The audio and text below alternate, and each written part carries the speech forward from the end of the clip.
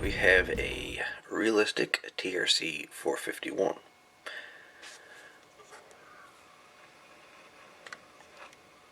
This radio has no receive,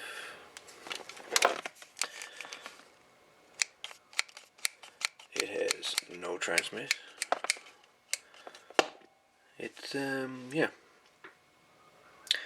the lights are on, but nobody's home. So let's take a quick peek at the inside and see what we can see. Let's evaluate the radio. Let's see what some of the issues are that comes out at me immediately.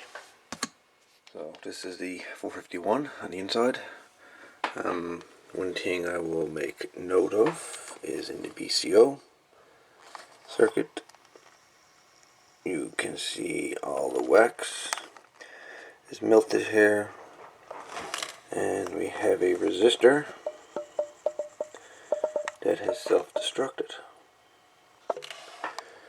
That resistor being R85.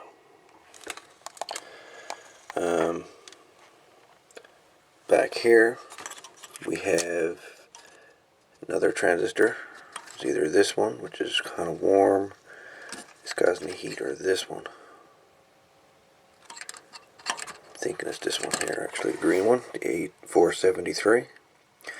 Maybe both are getting rather warm, probably because of what's going on over here. The radio doesn't appear to be hooked up backwards or anything like that. The protection diode down here appears to be unharmed. Don't look like it was ever damaged. The transistor here is ice cold. This one's ice cold.